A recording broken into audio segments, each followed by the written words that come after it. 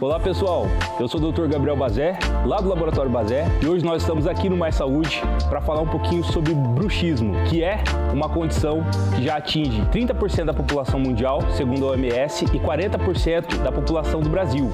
Você sabia e sabe o que é o bruxismo e como lidar com ele? Por isso que hoje nós estamos aqui com a doutora Fabiane Sangin, dentista. Tudo bem, doutora? Tudo bem, muito obrigada pelo convite, Gabriel. Doutora, seja muito bem-vinda.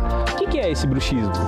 Bom, o bruxismo é um movimento repetitivo da mandíbula. Pode ser tanto quando o paciente aperta, range os dentes, ele tem um travamento ou até mesmo um empurrão da mandíbula. Geralmente ele ocorre num período de 5 minutos. No entanto, ele tem uma interface de 90 minutos em que o paciente não está apertando ou rangendo os dentes. E muitos pacientes, eles acham que eles não têm o bruxismo, justamente porque eles têm esse período que eles não estão rangendo. Então, o que nós precisamos identificar? Se o paciente tem o bruxismo durante o dia, que nós falamos o bruxismo em vigília, ou durante a noite, que nós falamos bruxismo do sono. O bruxismo do sono, imagino que é o mais famoso, né?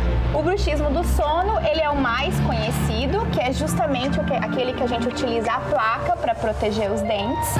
Mas o bruxismo da vigília, ele é um dos que mais causa dor no nosso paciente. Legal. Doutora, quais são os sinais e alertas para as pessoas poderem identificar o bruxismo? Bom, o sinal clássico do bruxismo é o desgaste dos dentes anteriores. É muito comum você ver as pessoas que têm os dentes todos da mesma altura. Outro sinal clássico é a hipertrofia do músculo masseter, que é esse músculo que nós temos que é responsável pela mastigação. Geralmente ele fica muito forte e causa sobrecarga em nossos dentes.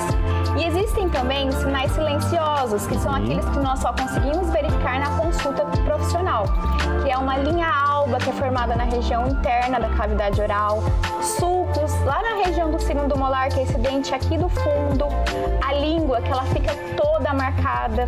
Nós também temos os sinais que são causados pela apneia, que é secundária ao bruxismo, que é a sonolência excessiva, circunferência abdominal, causada pelo sobrepeso, hipertensão arterial e também o ronco, que muita gente não relaciona ao bruxismo, mas tem relação. Para poder diagnosticar o bruxismo, então é preciso ir ao consultório?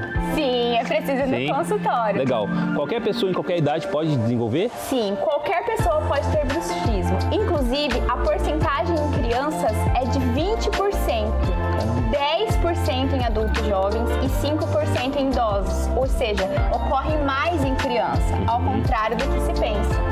E a gente subentende que criança não esteja em situações de estresse.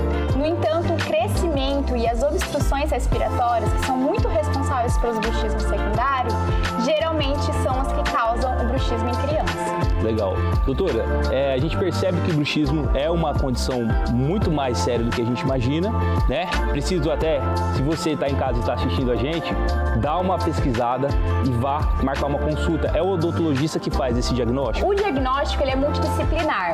Na verdade, no consultório, nós realizamos o primeiro diagnóstico, nós vamos verificar esses desgastes que eu falei, as situações da cavidade oral, vamos pedir alguns exames, como radiografia. No entanto, para a gente ter um plano de tratamento, a gente vai ter um apoio do fisioterapeuta, do otorrino, para a gente verificar as obstruções respiratórias e alguns exames complementares. Legal. Se você está em casa e está assistindo a gente e quiser saber como você pode diagnosticar o bruxismo, você pode marcar uma consulta com a doutora Fabiane, lá na BF, Odontologia Estética, e poder fazer essa avaliação. Doutora, o estresse e a ansiedade pode agravar ainda mais o bruxismo? Sim e não. Depende do tipo de bruxismo. Se for o bruxismo da vigília, que ocorre durante o dia, em que o paciente aperta os dentes, as situações de estresse podem piorar, porque às vezes o paciente não sabe lidar com aquela situação e ele acaba causando sobrecarga nos dentes dele. Sim. No entanto, o bruxismo do sono, ele está muito mais relacionado a fatores biológicos, como os microdespertares noturnos. Tem muito mais a ver com o paciente não conseguir enxergar em fases mais profundas do sono, como o REM, por exemplo. Ele acaba tendo um sono um pouquinho mais superficial.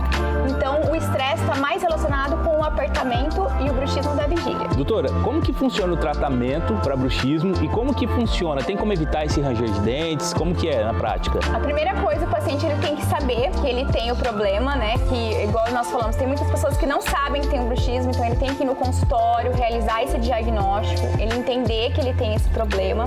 E aí nós começamos com as orientações. Evitar alimentos estimulantes após 16 horas, como por exemplo café, chimarrão, chocolate. Evitar o consumo de álcool. Realizar a higiene do sono. E remover um pouco as telas, principalmente das crianças no período noturno. Sim. Aí nós pedimos alguns exames, como por exemplo polissonografia. Às vezes nós encaminhamos o paciente para o otorrino, para a fisioterapia.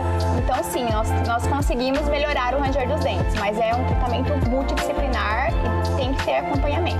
Legal.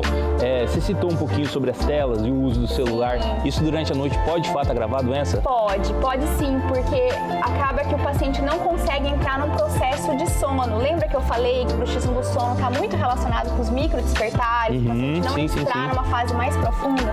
Então o uso de telas no período noturno, que está acontecendo muito, principalmente nesse período da pandemia, em que as crianças ficaram muito em casa, elas acabavam que não conseguiam dormir cedo, elas ficavam usando o celular até muito tarde. Mudança de rotina. E aí, esse sono prejudicado acabou agravando o bruxismo. Legal. E quais são as consequências para quem não descobre, né, e não trata o bruxismo? O que pode acontecer? Existem consequências odontológicas e existem consequências para a saúde como um todo. Na nossa área, nós vemos muitos pacientes acabarem perdendo dentes, perda de restaurações, fraturas de porcelana e até mesmo de implantes. Nossa. A gente já chegou a observar no consultório. Além disso, o paciente que tem hipertrofia do músculo, ele acaba tendo muita dor de cabeça, muita dor cervical. Então, quando nós relaxamos esse músculo do paciente, geralmente a gente faz esse tratamento através da aplicação de toxina, né? Quando nós relaxamos o paciente, ele consegue ter uma melhora muito do cotidiano dele. Legal. O tratamento também envolve, então, essa toxina Botox? Envolve vários fatores. Nós podemos realizar placa para o paciente, que é muito importante, e outra coisa muito importante, as placas de bruxismo devem ser semi-rígidas.